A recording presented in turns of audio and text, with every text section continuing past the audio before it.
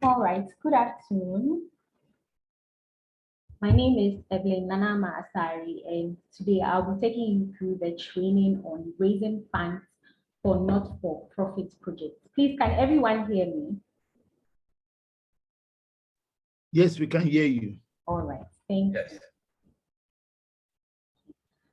Ethel, your hand is raised. Please, is there anything you want to share, or you can continue?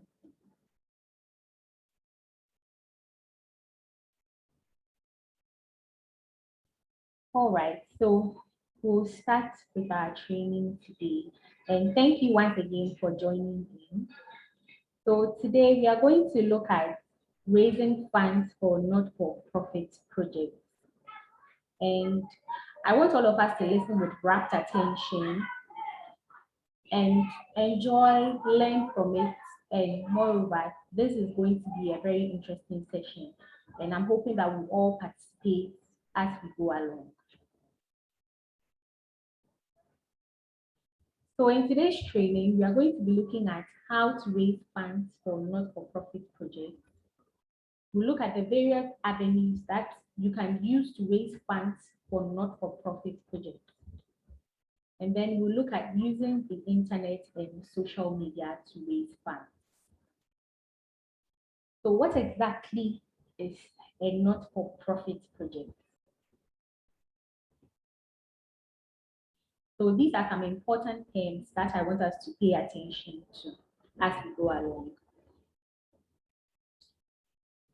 So we have not-for-profit, and then we have donations. So not-for-profit organizations, as the name literally says, they do not earn profit, and their goal is to meet a need in society, meet a specific need in society. So mostly non-profit organizations, I'll say they are similar in a way to NGOs, what NGOs do, because non-governmental organizations, their goal is also not to make profit, but to make an impact in society. And just like non-governmental organizations, they are also tax exempt. So they do not pay taxes as well. So now moving on to donations.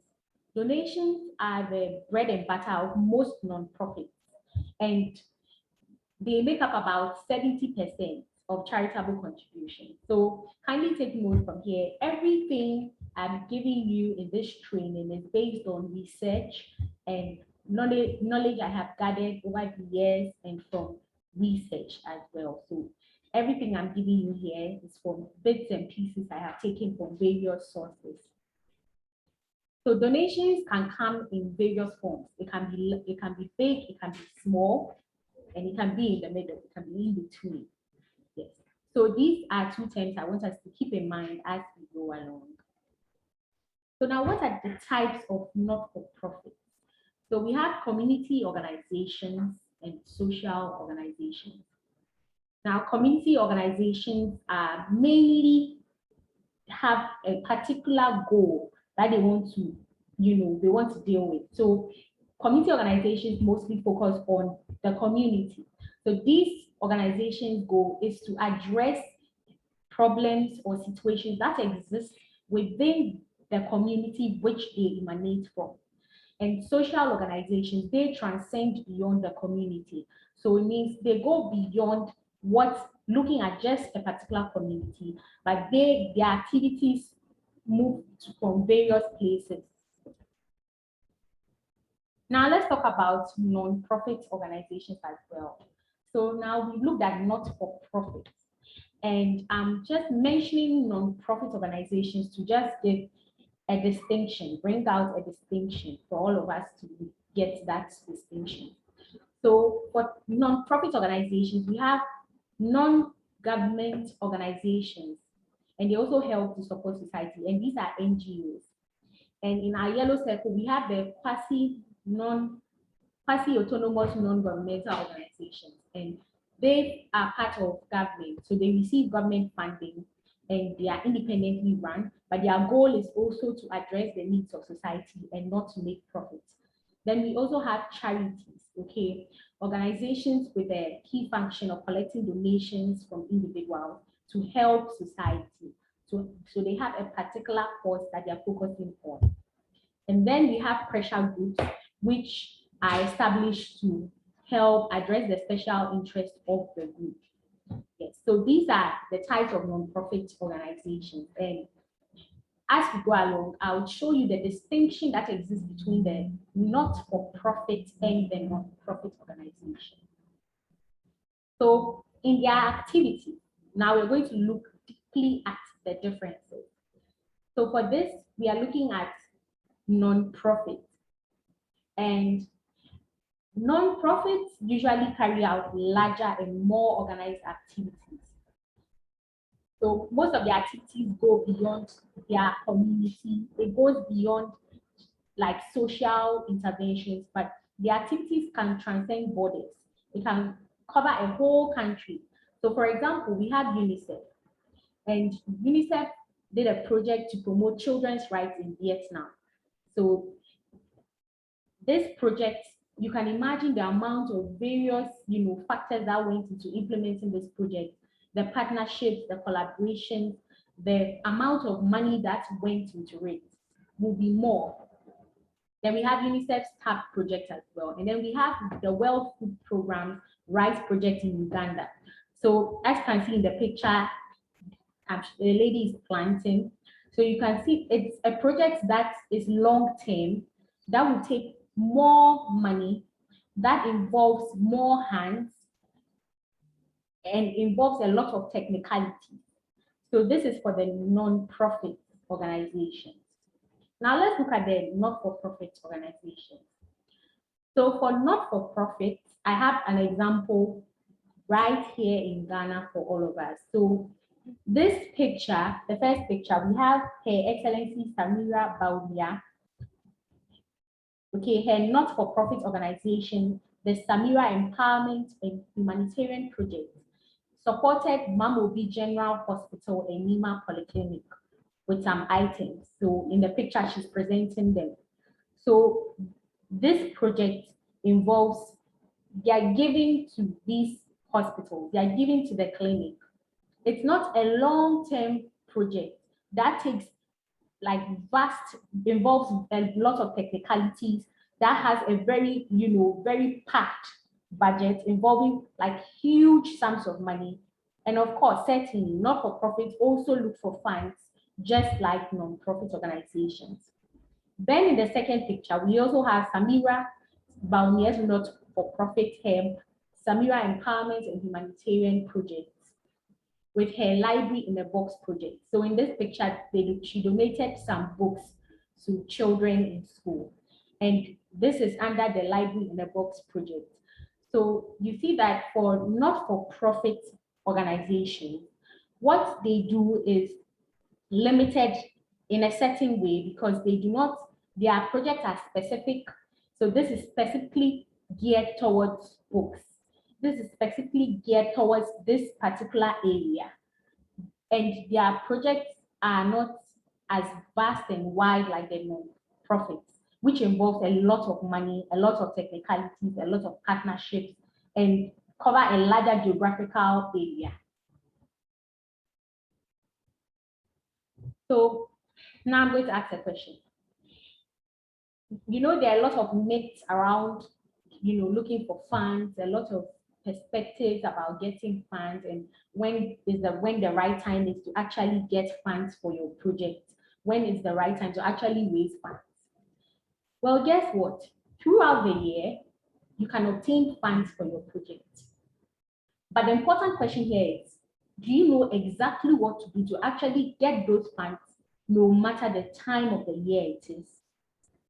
And of course, there are certain exceptions because when it comes to certain organizations, they have a limit, they have a time frame for giving funds. So probably you could have an organization that will tell you that in November and December, we do not give out funds for projects.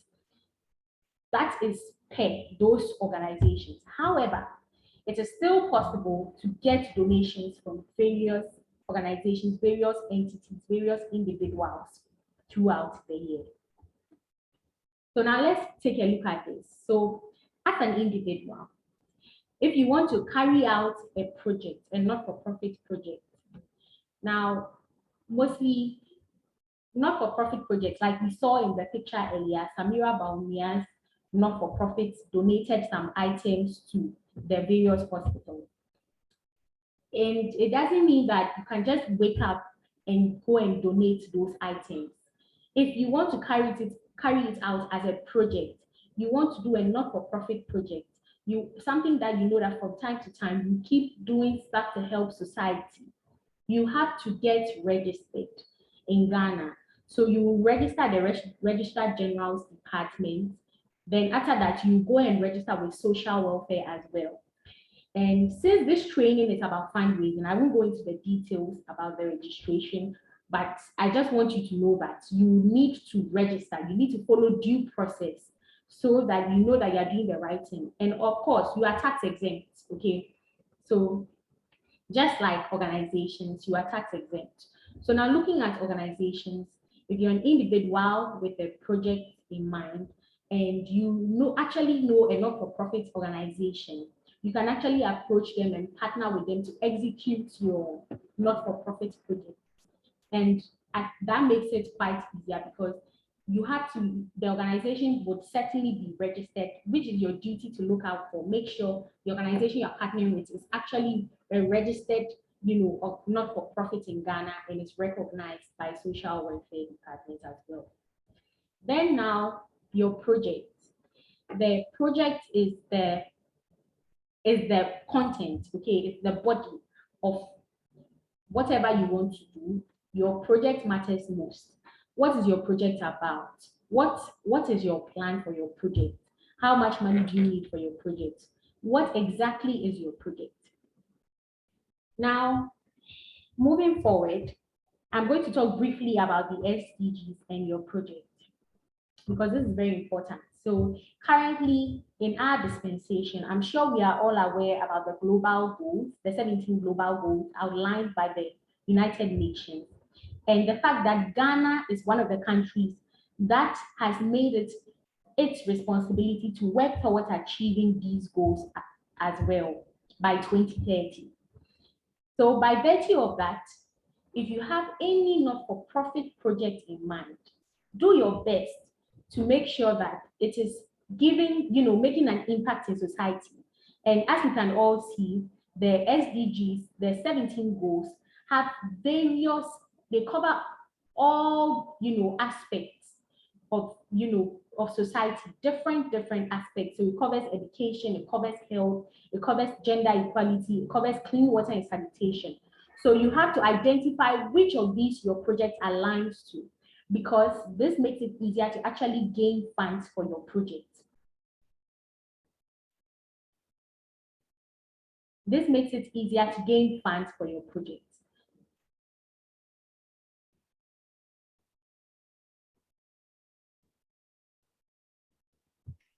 You are muted.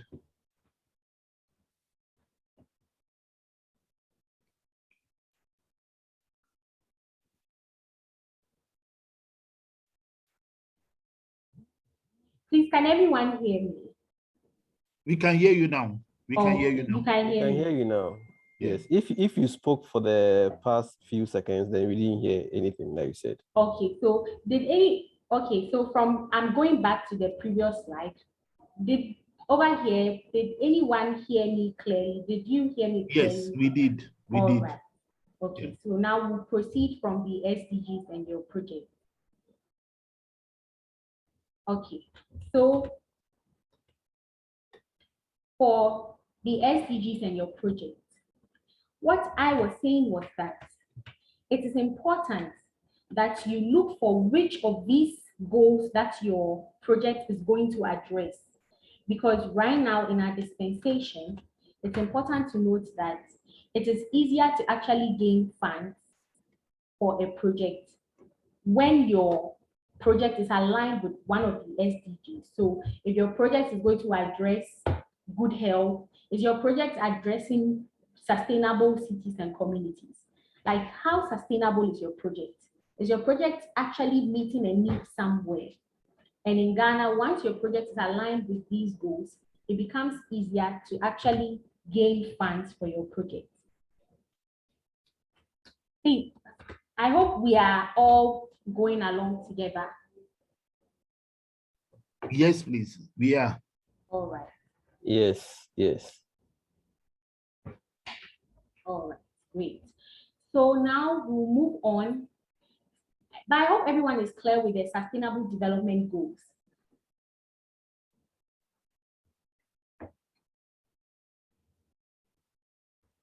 I am actually, because I know about it. For me, I am. Okay. All right.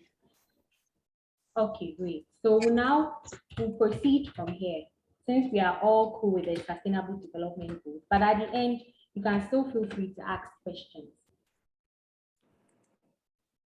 All right, so now let's talk about your not-for-profit project. Remember, I highlighted on the fact that the project is very important. So we are going to talk about learning and planning for your project. We're going to look at becoming the fundraiser for your not-for-profit project yourself.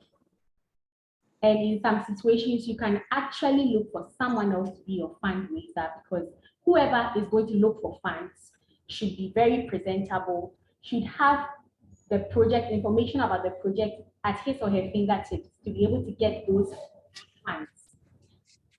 So the first thing I'll talk about is study your surroundings. And this is prior to your not-for-profit project. Let's take note. This is prior to your not-for-profit project. Study your surroundings. Find out what aspect of your society your project seeks to touch. So, like I mentioned earlier in the talking about the SDGs, find out what aspect of society your project is seeking to address. Then establish your target group. Is your project going to look at children? Is your project targeted at people who are of old age? Is your project targeted at people with special needs? What is your target group? Then now, a very important part, write out your plan for your project. And this involves a business plan. And for your project, you are writing this plan is going to guide you yourself. It's going to guide your project.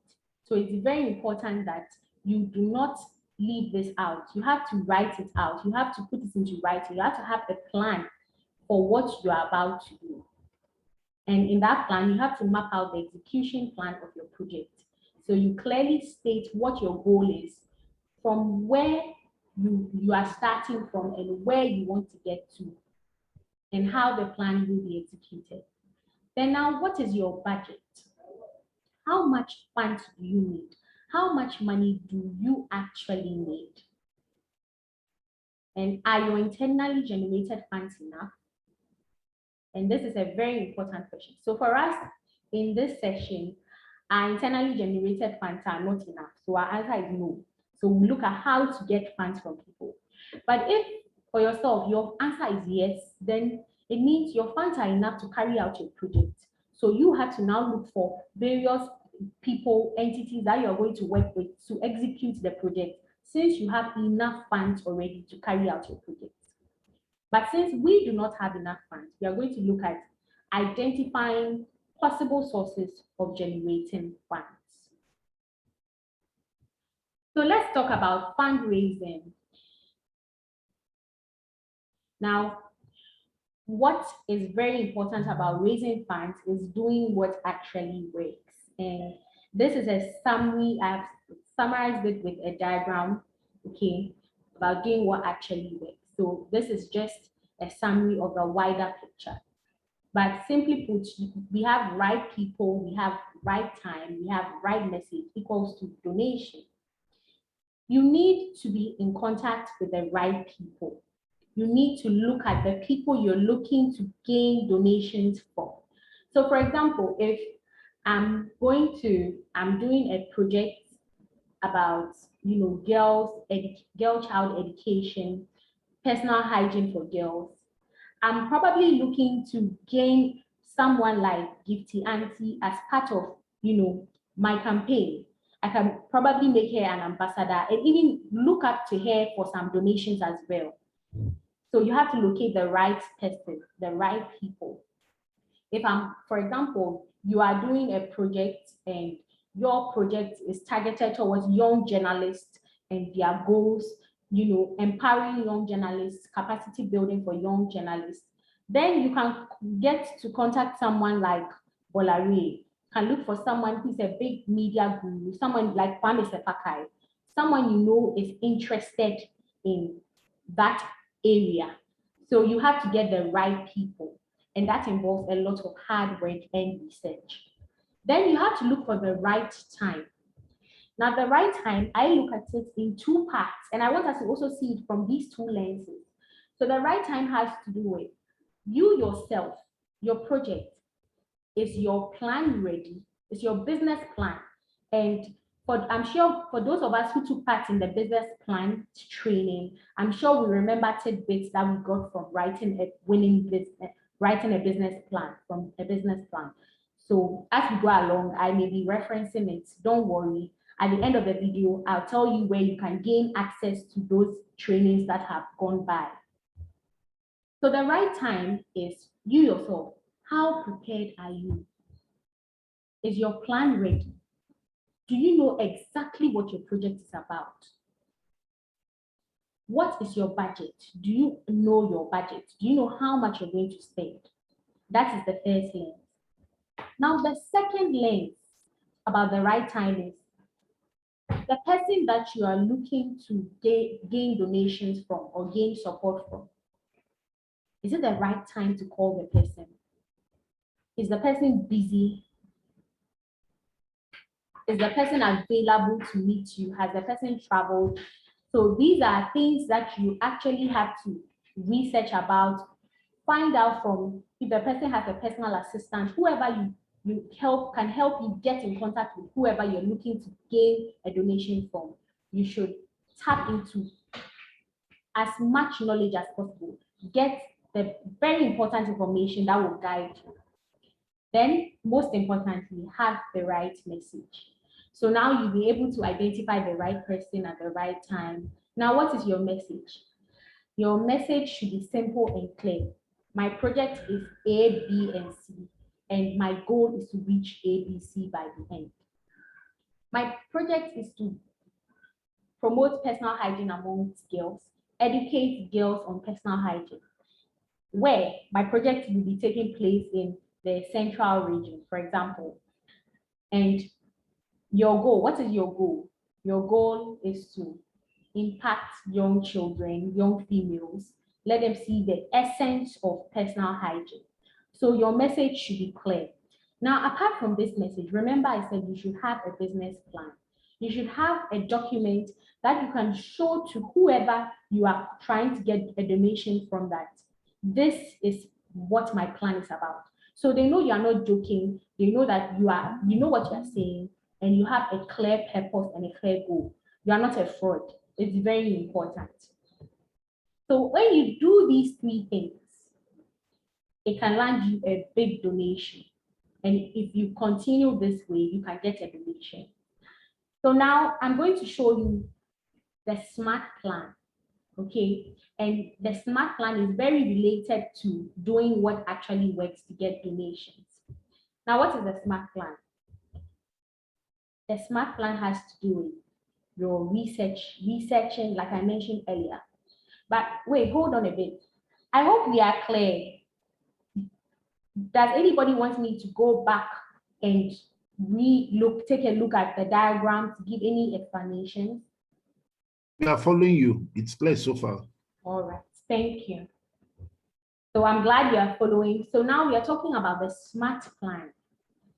Now, you have to research on your donors, which is the very most important part of gaining donations.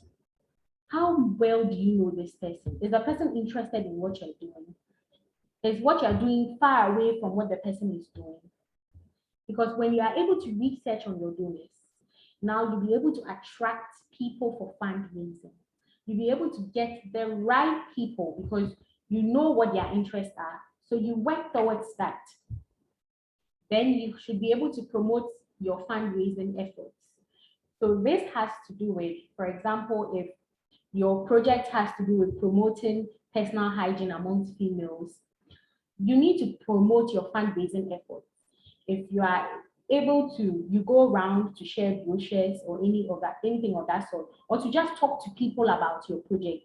You should take pictures, you should share, you should be able to let whoever, your next donor, know that this is what I have done so far, to get funds.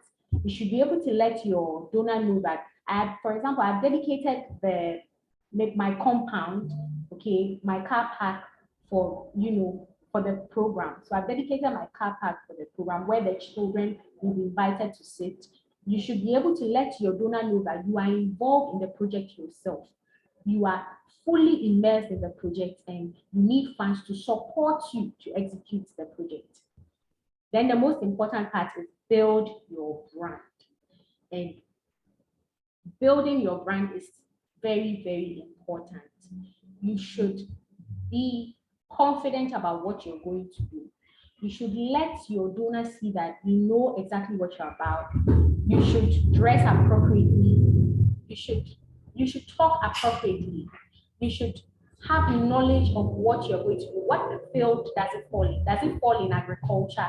You should have knowledge on agriculture. Then, moreover, building your brand, I like us to really take note about this. Does not mean that you have to be at par with the maybe big NGOs that exist already, or big non-profit, not-for-profit organizations that already exist in your area. But most importantly, it's about you yourself, the individual. How well have you packaged yourself such that when a donor sees you, your prospective donor sees you, he or she is already, thinking in a very positive light and is excited and waiting and wanting to hear, itching to hear what you are coming to say. So building your brand is really important. And yes, you can use social media to also build your brand as well. Apart from your in-person look when you meet the person, your social media, if you create a page for your not-for-profit, you should be posting pictures about your efforts, what your plans, what you're doing towards the project. And your brand will help you. I believe that when you do these 4 things, you're on your way to raising funds, okay? So you can have a fundraising event successfully when you do this. And I'm using events here because you could actually create an event. You could do a walk and call on people to come and help you, with your project. All the same, your fundraising event does not necessarily have to be a face-to-face thing. In our generation, social media is there for you. You can actually make use of social media to actually, get your funds from people. As we go on, we'll actually see that. And I hope we are all following and we all understand. Sure. All right. So now let me talk about managing your money.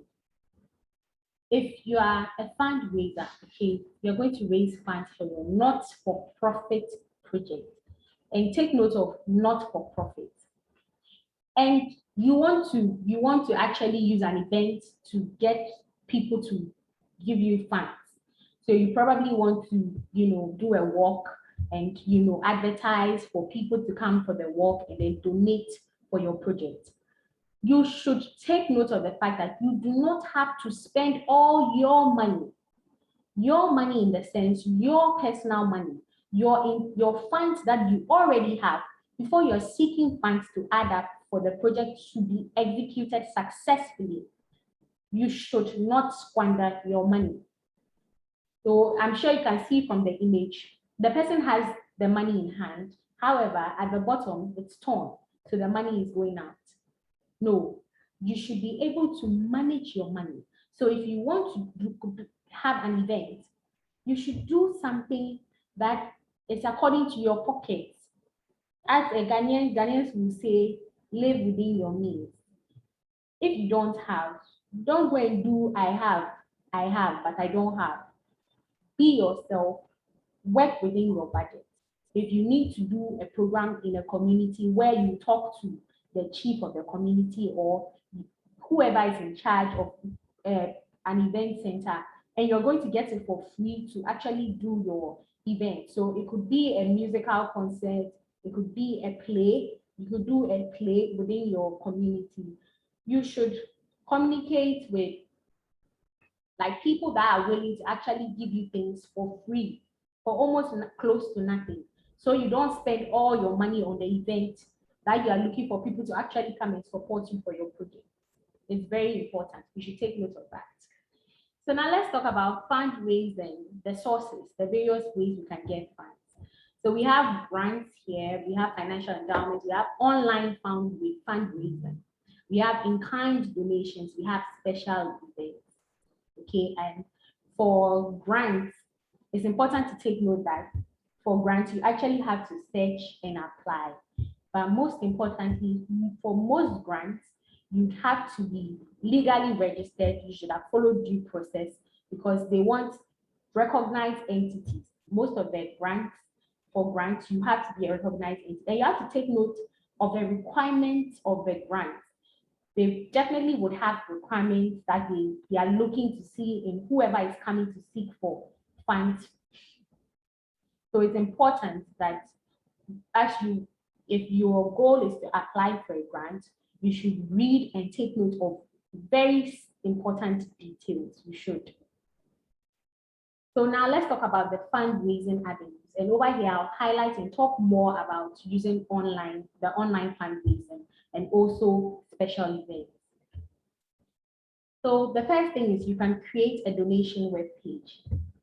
Okay, and we have an example of a donation web page is Samira Baumier's Empowerment Not-for-Profit.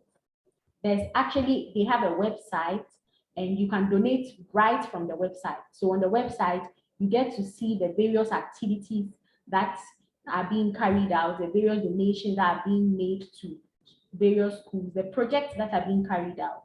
And then right on the website, you can donate money to the not-for-profit.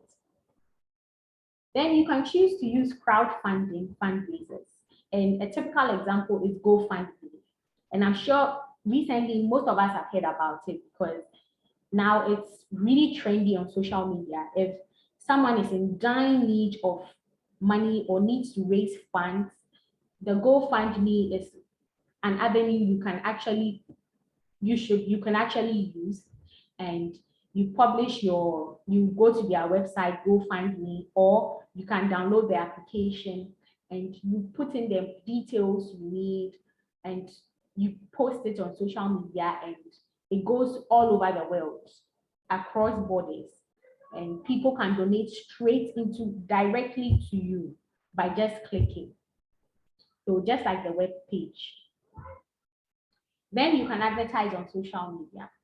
So advertising on social media is similar in a way to GoFundMe, just that you are using your own, social media account to do that. So for example, if it's my Instagram account or your Instagram account, for example, if it's NK's Instagram account or Ethel's Instagram account, you'd post your image about your project, have a beautiful write-up, which is very convincing, and then you attach the link to where the funds should go.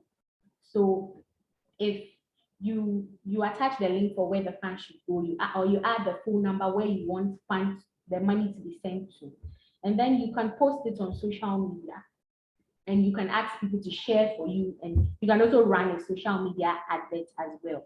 So that way, you'll be reaching more people to actually raise funds for your project. Then the fourth one, you can send out fundraising letters or emails. And this comes in especially when you're dealing with formal entities. So if Graham wants to send out fundraising letters and emails, now you're going to send an email about what your project is about. But this email shouldn't be vague. This email should come along with your business plan and your business proposal. And in this case, it will be your fundraising proposal. So your plan will show them exactly what you are about. It lets them see that whoever is reading your email see that you have clearly mapped out how the project is going to take off, how it's going to be executed, what your goals are. It should be very clear.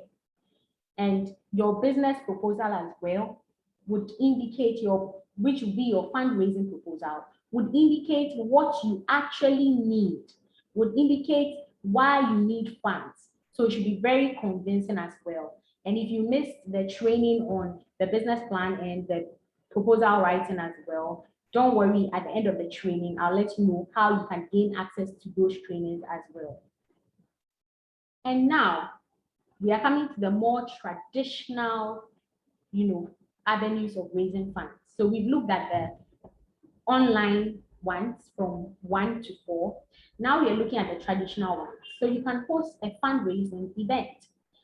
So for example, should Frank, want to raise funds through an event, he can organize a walk, or he can organize a theater event. So it could be a musical concert, it could be a stage play, and it could be, so many things you could do. It could be a cultural dance performance, exhibit.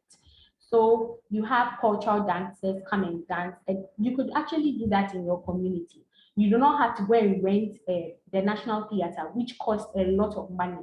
You don't have to do that. You could actually liaise with the heads of your community and get a good suitable place, which will come to you at close to nothing. You're paying close to nothing for it. And then you could invite your, the people, your donors, your prospective donors, invite them. And I'm sure once your cultural performance is lovely, your people could be doing Apatampa or any of our cultural dances, Agbaja or Palogo, anything just to showcase. So you are not just raising funds, but in the long run, you'll be showcasing our rich Ghanaian culture as well. And I'm sure that will help you actually gain a lot of funds. Even taking a video of that cultural performance and talking about the event you held to raise funds can help you gain more funds as well. And then we talk about applying for a grant. So as I mentioned earlier, you can apply for a grant, but take note, make sure you read all the important requirements attached for getting that grant, because you're only going to get that grant if you actually meet the eligibility criteria, which is very, very important. And then we have the face-to-face fundraising. So just like the hosting an event, organizing a walk or a theater event, we have face-to-face fundraising, and this is more traditional. So this has to do with printing brochures, flyers, going around, telling people about what you're doing, and so sometimes you might not want to actually print brochures, but sometimes it gives whoever you're talking to some sort of document to look on and see, oh, this is what it's about. So if someone might actually look at the phone number and send you some money to, donate for your fundraiser, someone might write there and give you some money. So I have put malls here as an example, because at the malls, a lot of people go there, and you can actually meet your big donor at the mall. You never know. So we've come to the part where I tell you in summary and all of that. But I hope we have actually grasped something and we understand what we've been studying so far. Yes, we do. And if I may ask a question. Okay, we'll be coming to the questions very soon. Okay. Sure. So don't sure. worry. Keep your question packed. Hold on to your question. And when we get there, you can drop it. Thank you. So in summary, we have looked at how to raise funds for not-for-profit projects. We've talked about the fact that the best time to raise funds can be any time of the year. what is important is having your clearly aligned plan, knowing exactly what you want to do. So it's a document you can present to your prospective donors as well. Having a clear message you can tell whoever you are seeking for funds from. Then we spoke about being the fundraiser for your not-for-profit projects as well. And that is raising the funds by yourself. So you going through the learning and planning process. We looked at that and how important it is to write out what you want to do and know your budget. Let's keep these in mind. Then we looked at the various avenues that one can use to raise funds for not-for-profits. And we talked about the online ones and then the more traditional face-to-face ones. And we looked at using GoFundMe, using adverts on social media, and also sending emails as well. So we talked about using the SMART plan. Don't forget the SMART plan. Research on your donor. Attract the right people, get the right people. Promote your fundraising efforts, be it on social media, in writing, telling whoever you meet, promote your fundraising efforts and build your brand. Have that brand, as an individual, when the person meets you, whoever you're seeking for funds from, will see you well dressed and the person wants to find out what you want to do because of the impression, the approach. And then we looked at using the internet and social media. So where you could have a web page like Her Excellency Samuel Baumier's not-for-profit project has a website where you can actually donate directly to the not-for-profit project. And we also talked about using social media as well, where you can post and advertise it for as many people to see and donate to you. So this brings us to the end of our training on raising funds for not-for-profits. I am grateful for your participation. And at this point, now you can ask me all the questions you want to ask me.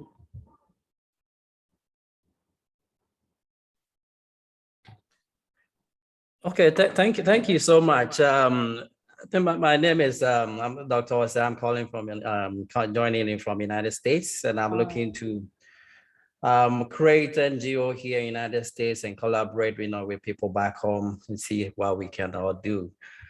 And I think I received the flyer. I was really interested in finding how you can use different ways to raise funds. My question, and thank you. You've done a very good job, and I really followed every slide.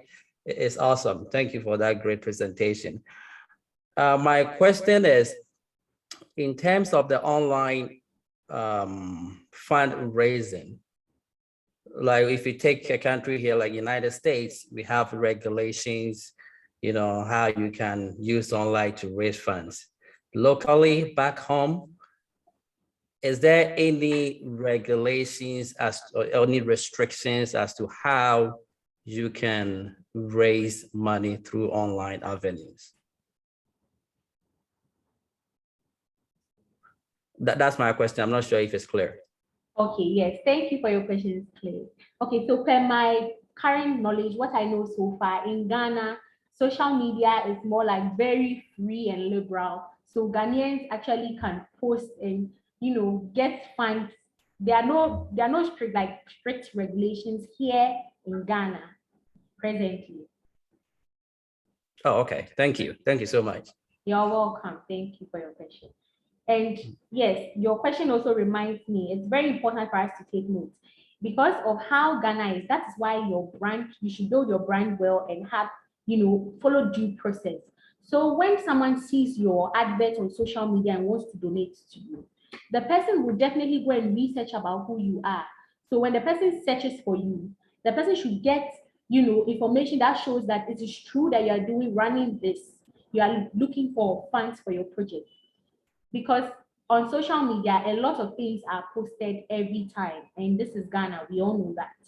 So it's very important. And if you want to donate to someone as well, please do your research and make sure that you're sure of where your money is going. It's very important because as you're meeting a need, you should also be confident that your money is actually meeting someone's needs somewhere. Thank you very much, Dr. Osei. So please, any more questions, comments, contributions, personal experiences about, with raising funds for any of your projects?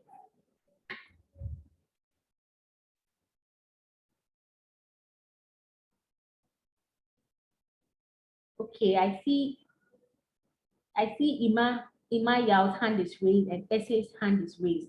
So I'm going to allow, Essay to speak up first, then Ima can speak. So Essay, please, you can speak. And pardon me if I didn't pronounce your name well. Yeah, it's enough. Yeah, that's fine.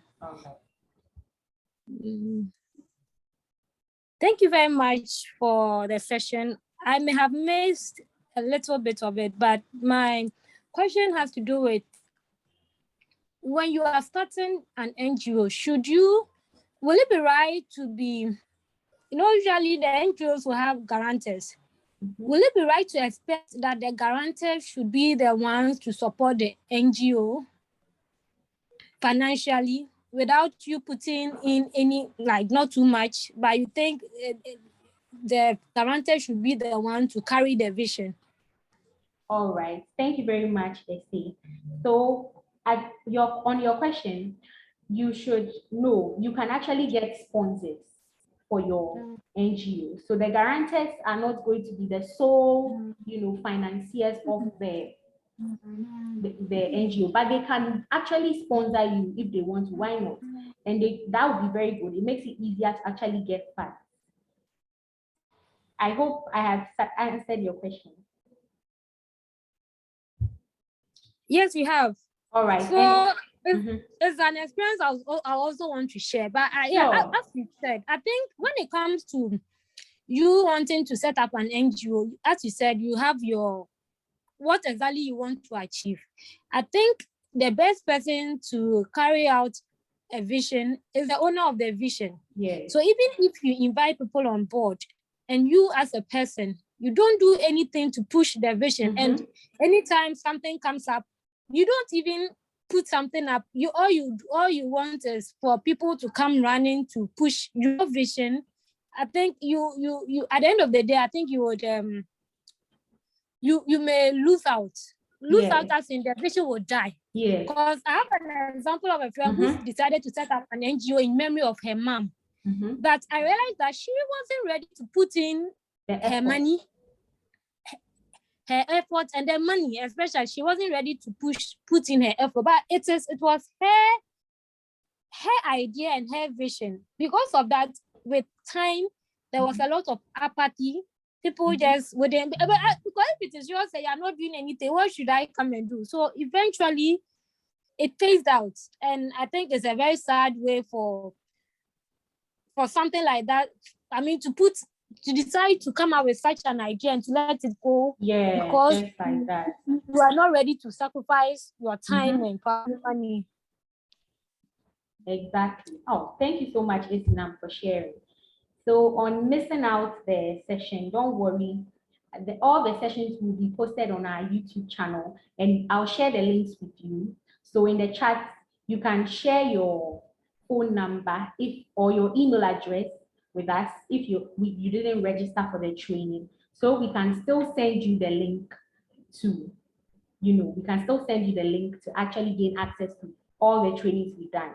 And on what Esinam said, yes, if you're looking to establish an NGO or establish a not-for-profit project, it's important that you get involved. And having a business plan, having your plan helps you to be established. So for example, if you want to start something like that and you want to work on your plan, you don't really know how to go about it. That is why SINOP Investment Limited is here for you. You can contact us and we can help you with drafting your business plan, drafting your fundraising proposal, any business related documents, even your registration. If you're confused, you do not know exactly where to go, come to SINOP and we'll guide you. So now, thank you, Esinam, very much for hitting on that point. And Please, is there anyone who would like to also share? Emmanuel, your hand was up. You can share now. Well, thank you. Good presentation, actually, I must say. I really enjoyed the presentation. So what I wanted to ask or say is there are people who undertake certain donations, or if I should say, they do certain projects without non-profit. I realize that not all of them are registered. Some of them may be formal or informally, it's an informal setting. You can decide to do the donation to orphanage homes. Yes, they may gather some things into orphanage homes or some hospitals.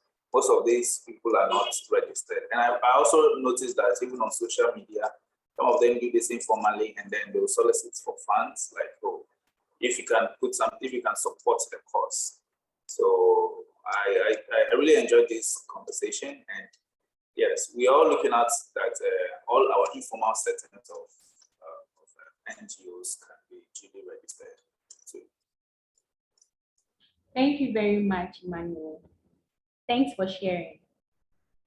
Please, is there anyone else who would like to share anything with us about fundraising? Any questions, any contributions?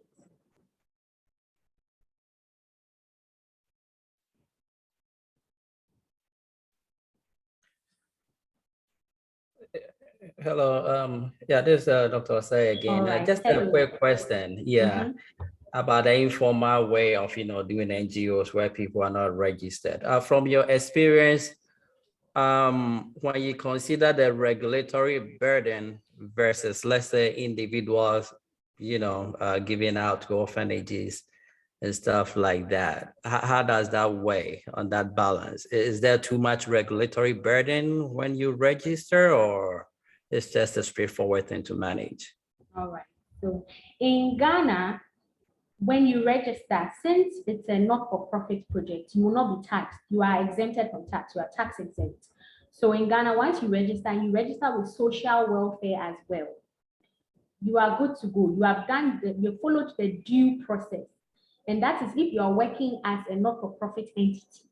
However, if you want to work as an individual, you want to donate as an individual, so you are a philanthropist and you want to give, you do not have to go and register with anyone. You can just, get the things you want to go and donate to, wherever you want to send it to. So maybe you want to donate some books to a school. You can go there as an individual and donate it to them. Or if you want to go through an organization that already exists, so you do not go through the hassle and bustle of registration, you could go to an organization. So for example, if it's books, you could go to Ghana Association of Writers, and then through the organization, they will actually go with you to make that donation. Yes, and I can credibly say this because I'm a member of the Ghana Association of Writers. So it makes it easier for you, the individual, to do it, especially if it's on a large scale and it's something that would catch a lot of public attention and the government's attention. It's easier to go through an organization that is already established. Okay, appreciate that.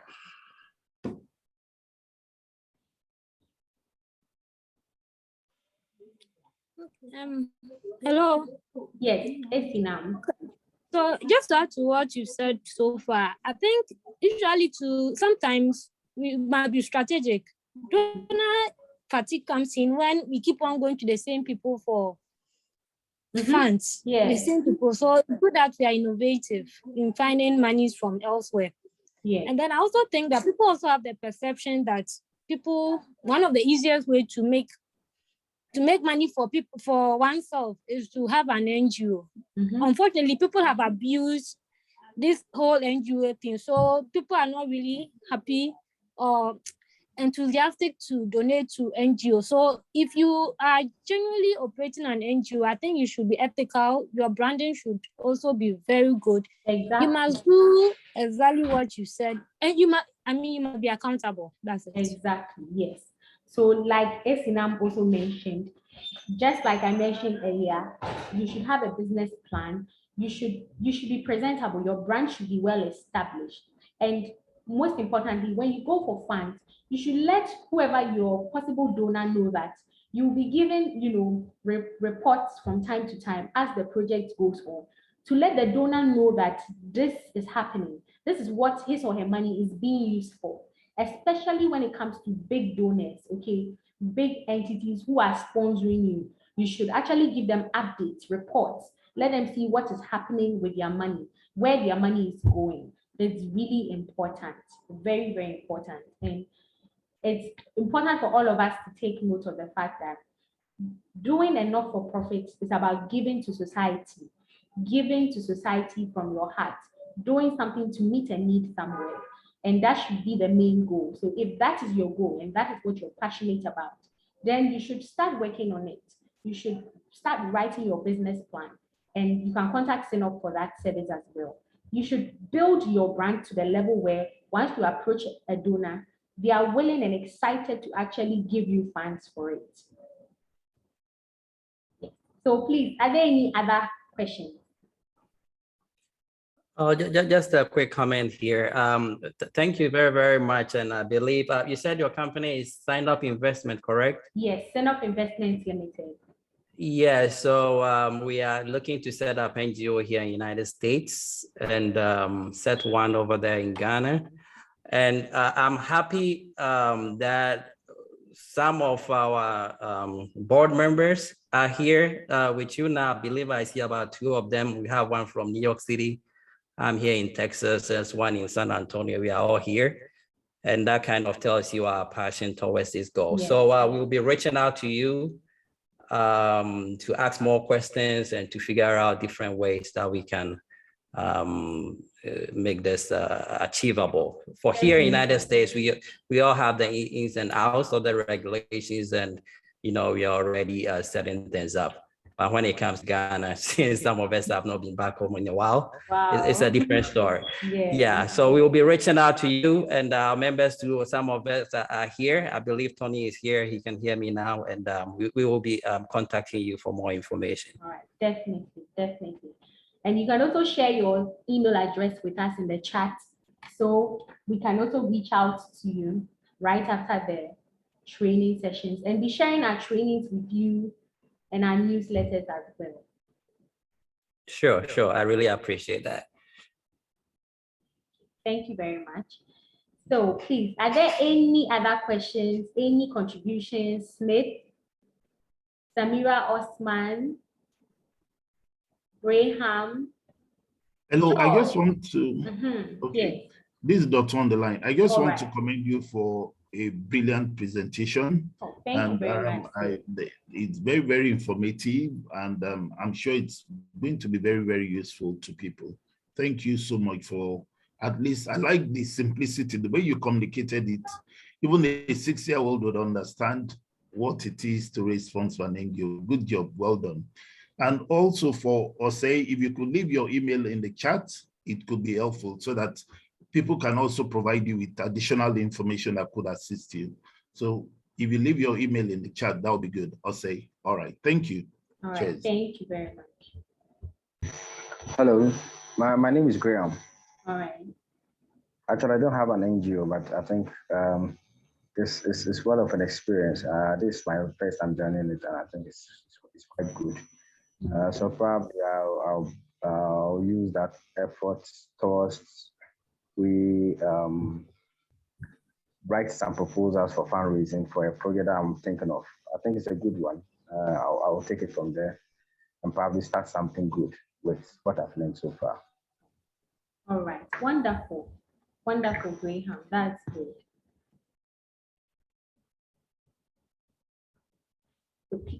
Okay, Ethel has her hand raised. Ethel, you can go on and speak.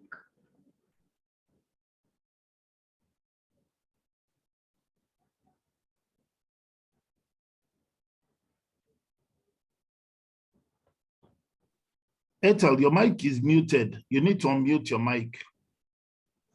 Oh, sorry. Can you hear me now? Yeah, we can hear you now. Oh, okay. Yeah, I just want to commend you for a very great presentation. I've had opportunity for similar presentations, but I see this as very different, very simple and easy to grasp. I'll just want to suggest that maybe you share your email or we give out our emails or something so that we can easily link up with you in future for any help. Yeah. Thank you. Definitely. Yeah. So you can go to the chat and then send your email to me. Okay. Okay. Thank you. You're welcome.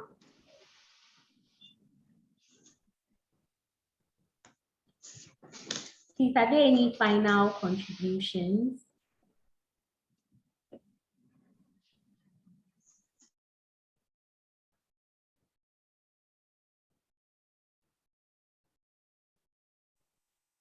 George, any words, any contributions? All right. Sinop, I think you've just hit the you say the nail right on the head.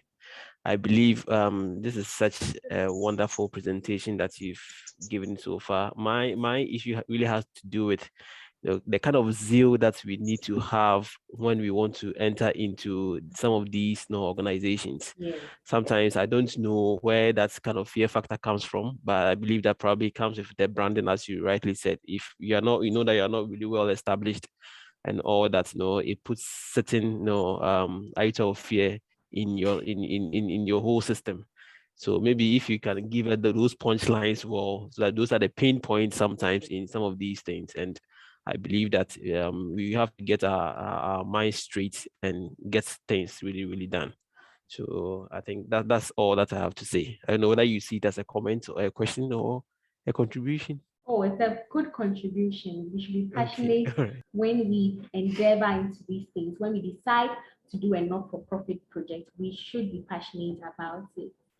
All right. So at this point, is there any last comments from anyone? Okay. Yeah. All right. Can I you hear heard a me? yes. Yes, please. I can hear you. Yes, my name is Tony Oseusu, and we have Dr. Ivan Tutu on the line. I just joined very late. I apologize for that. So I will get an update from Dr. Ivan Tutu, and like you said, if there's anything, we will follow up with you. Okay. I'm here in New York. So. Okay. Thank you very much. So we are glad you all joined us for this training session. It's been a wonderful session interacting with you and sharing with you as well. And you should all feel free to share your emails in the chat so we can share, similar trainings with you, upcoming trainings with you as well. And please follow us on social media, on Instagram, LinkedIn, Facebook, and Twitter at SINOP Investment. And yes, you can subscribe to our YouTube channel at SINOP Investment. So over there, all the trainings that we've done that you have missed will be there. So this training as well will be there as well. Okay, so don't worry. Every training that has been conducted, for those who missed the earlier part of this session, it will be available on YouTube for you to watch and also grasp information for yourself. So thank you very much once again for participating. We are grateful, and at SINOP, your satisfaction, our priority. Thank you very much and have a lovely day.